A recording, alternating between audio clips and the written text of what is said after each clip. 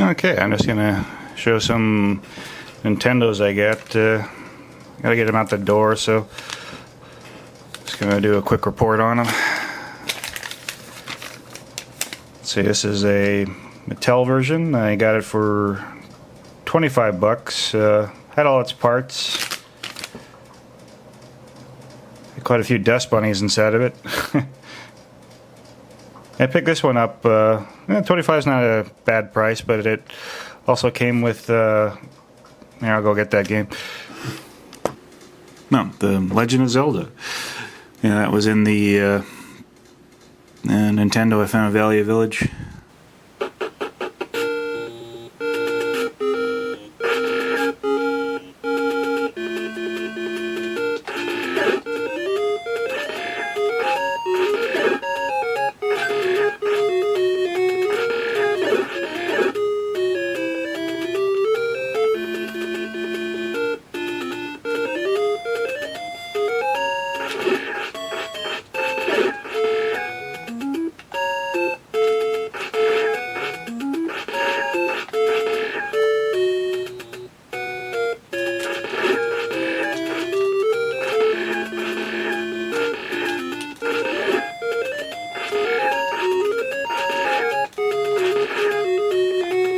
Wow, cool. It's better than the last one I saw. The last one I saw had a big hole in the back of it, so I didn't buy that one. But this one's in decent shape. Tell the plastic's actually black and they paint it gold, but for the most part, most of the gold paint's on there. Yeah, I like Zelda. Didn't make a big impression on me originally. I think it was because I played Zelda 2, and that was hard and grueling. But that was like the first one I had tried, so when I actually tried Zelda 1, it was like completely different. But Zelda 2 put me off for Zelda for the longest time. Funny enough, I've been watching enough internet videos. I think I remember where all the cryptic secrets are in this now. Yeah, since I had that, I looked on the internet for the manual for Zelda 1, The Legend of Zelda. Mostly because it's, full color, and it's probably one of the more memorable manuals. And you got little, almost like cut scenes here, or comic book in here, and he's diving.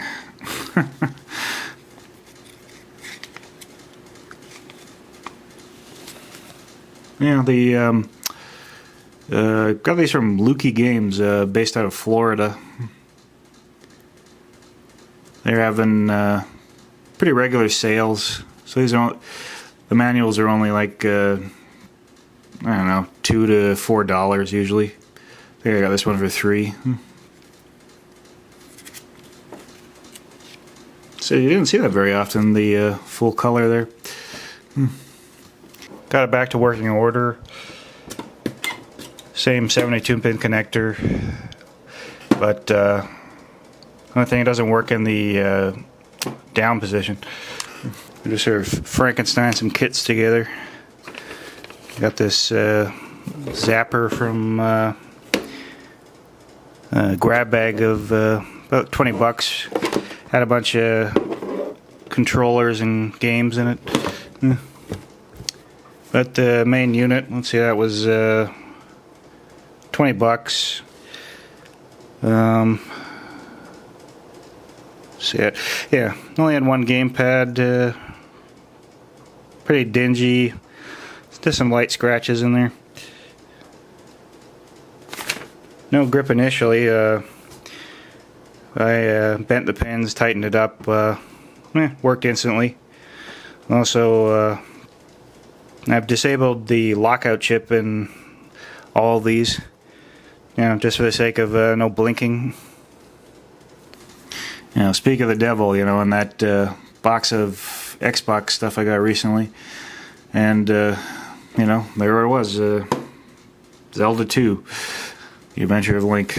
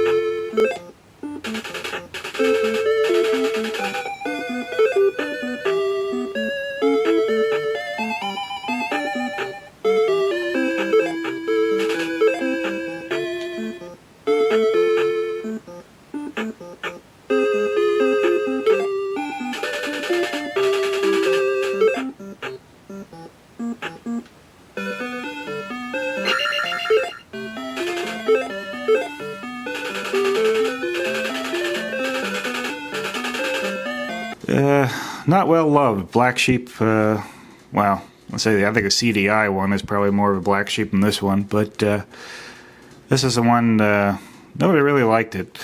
And I can't say my first time playing I liked it either. I think I appreciate it more now. But even as, knowing it now like I know it, still a grueling game. A real grind, you could call this the legend of grinding, because it's slow and methodical and hard. And I got this is another zapper unit. This one, same thing, it works when you put the cartridge down as well. This one was pretty dirty. Had a bunch of mold on it actually. Got for $5 at a hospice. Came with a Radio Shack AC adapter. Had absolutely no grip at all. It's good now, but it was interesting. It came with well, the $5 was pretty cool, but it came with these what are they called? Turbo Tech controllers, which have turbo functions on them. Looked them up. They're somewhat rare. It's quite dingy when I got it. A lot of cleanup on it. There's this cardboard, this sticker here, so it's good for cardboard, but it's still just cardboard. Couldn't find the company that made them. My biggest guess is what is it? It's a knockoff of probably the zipper controller. Anyway, I built these kits here. They all come with 2 game pads. So I had to keep the turbo controllers there and replace the Radio Shack AC with a standard one, because I collect those. Actually got some use out of the AC that came with this, but I'll mention that later. And this one I got for, this is another $5 unit I got at a charity shop. Altogether it was 10. It was kind of neat. I got a NES and a Super NES for $10. That was a great find that day. I think I was missing some AC units, so I always have plenty of those, so that was no big deal. It's fairly blinky, but it doesn't do that anymore because they disabled the lockout chip. A little bit yellow on top. Shell's in good shape though, no scratches or... Yeah, mostly just a few missing parts. I replaced it with the bits and pieces from that grab bag I mentioned. Yeah, I think it came with at least one controller per both systems. But still, a deck, even just a deck for $5 would have been cool, but nice to get most of it anyway for $5. Put a game in, was a Zapper ones. I just put Mario Duck Hunt. These ones I just, came across a Super Mario Brothers just by itself, so I'm just gonna put that in by itself. And also I included, an RF and also a 2-pronged RCA or 3-prong for whatever they want to use. They can have it. Since the pin connector's a little screwy on these ones, I'll probably sell them cheaper and ask a bit more for the one with the zapper. They're basically like just little starter kits, or complete Nintendos, but not in a box or anything. But I bought some Super Nintendo stuff from this guy, but the part I'm talking about is the other thing I bought from him, which was a box of original Xbox stuff. It's $75, but came with a bunch of games. I'll mention that later. But actually came with some Nintendo stuff, a couple RFs and a gamepad, but also the 3 games and RC Pro-Am and let's see, and ice hockey. And probably the neatest thing I was in there was a Super Mario 3 cartridge in there. Yeah, that was a nice little bonus in there. I would have kept this one, except I just had bought a Super Mario 3 just before that. I got a well, let's just say it was a semi-box copy of Super Mario 3. Yeah, I got this for $30. Funny enough, it's the old sticker says the same thing. Anyway, the only thing it didn't come with a manual, so on the same order, I just ordered a manual from EP030 Games. Same thing. It's one of the full color manuals. Pretty good one. I just bought it to complete it mostly. Got some of the original packing materials, like little ad for Nintendo Power. Send me in. Order six explosive issues. Yeah, this little thing here. Oh, projection television. You always had it hard. You always had images burning into you.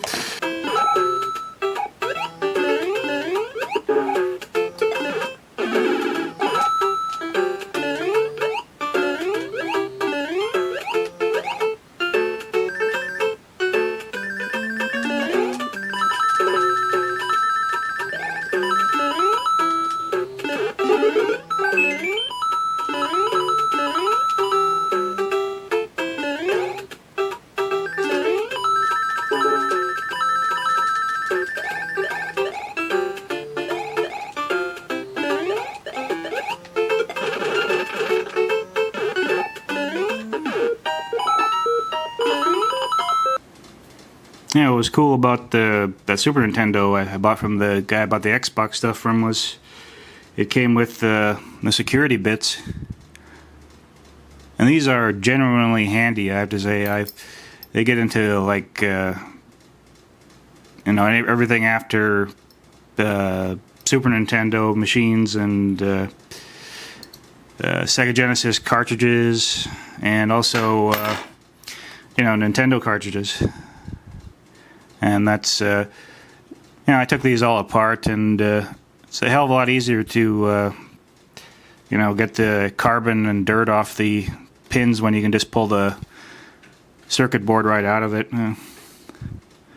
Same thing with the case. You're always worried about getting water onto the circuit board, but if you can just take the case off, it's a heck of a lot easier to clean that. These have come in quite handy. Gotten a lot of use out of them. If you don't have them yet, suggest you order some online instead of trying that Bic. Is it Bic pen? Yeah, Bic pen trick or melted plastic thing. Might as well get something made of metal. And works a lot better. So you could get some like tri-wings for Nintendo portables and things like that, or even GameCube controllers. They don't open up with anything but a tri-wing.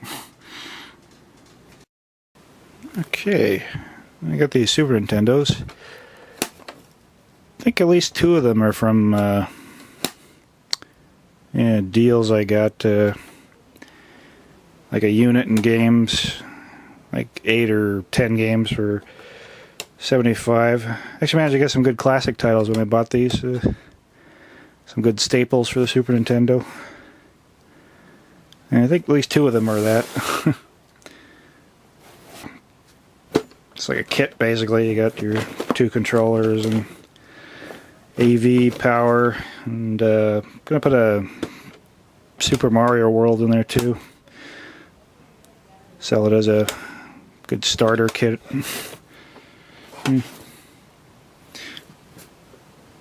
Yeah, not too bad. Let's see, what did I do? I accidentally put the wrong... What is it? I put the cartridge screws into the top of the unit, and I accidentally pressed through here a bit. So you gotta be careful not to put too long screws through it, because this will happen.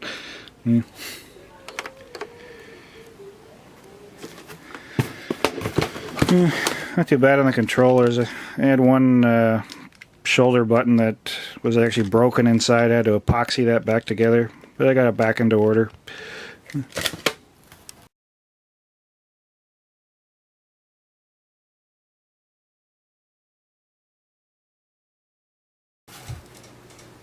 There's a Sega. Decided to ship it. Got this Mortal Kombat 2 I'm going to put in there. Got this for 50 cents. And some 6-button controllers.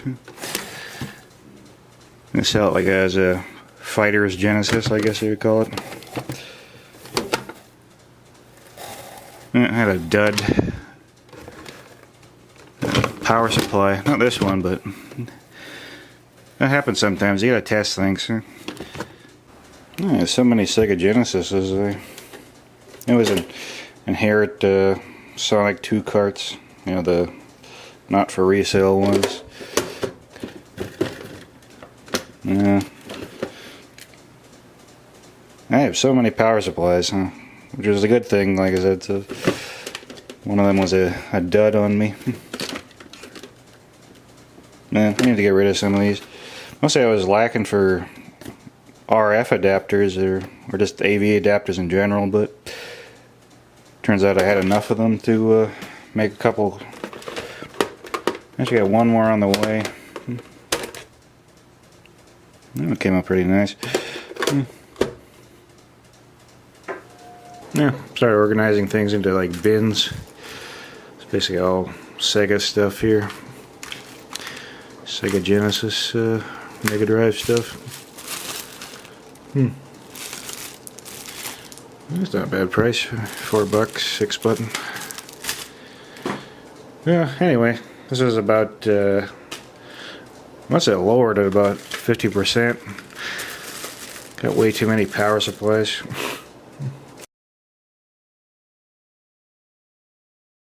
There I am assembling N64 pads.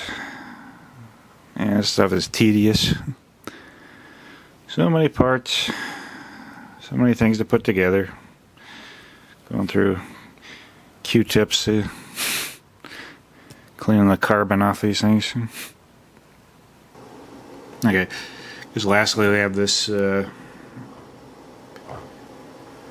Nintendo 64 I got here. Got this for $25. I think it came one controller and one decent game, but I'll get to that when I do my next N64 game update kind of thing. Anyway, I created this little package of 4 controllers and got a GoldenEye here for $5. I sell this little multiplayer pack kind of thing. Actually, it came with originally this blue controller. I decided to keep that one. I quite like the blue one. Anyway, I got some black controllers. Got these are just a couple bucks a piece. I got at a charity shop. The controllers are usually get these like for $5 at Value Village. They're all in decent shape. Mostly I didn't want to sell anything with too much waggle in the joystick. Yeah, this one didn't work out. Cleaned it and polished up the contact board. Swapped the screws out because they were pretty rusted, and just took them out of a hockey game, I think.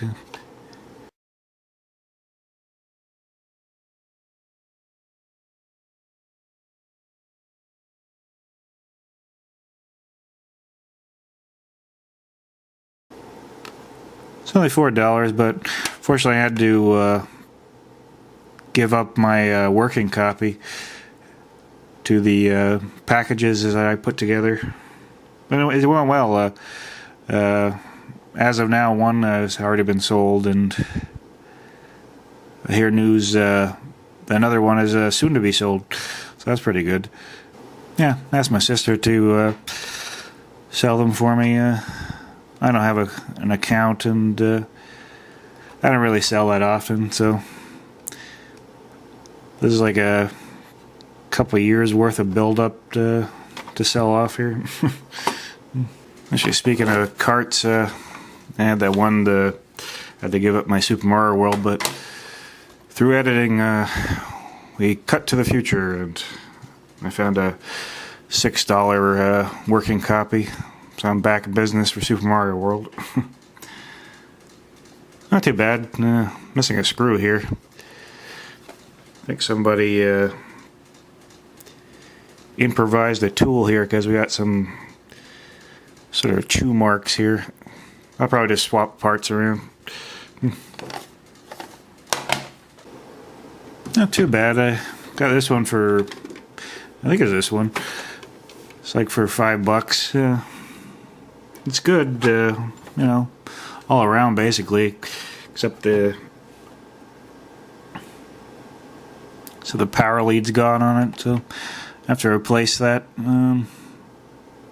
It's actually all, this section right here is all one unit. You'd basically, to restore it, you'd have to just get a whole new one of these things, and they sell them at the Nintendo repair hut, so that's probably what I'm gonna do. Kind of yellow on the bottom, or beige basically, but the top retained its color. No, this one's the same deal. I got it for, might have been 5 or 10 or something. It's a little rough though. Got a few chunks here and there missing out of it. Same deal. Power lead broke off. It's made of plastic, that's why it breaks off when it gets old or fatigued. But all pretty dirty though. Very dirty inside most of these units. It's amazing how much stuff gets in them.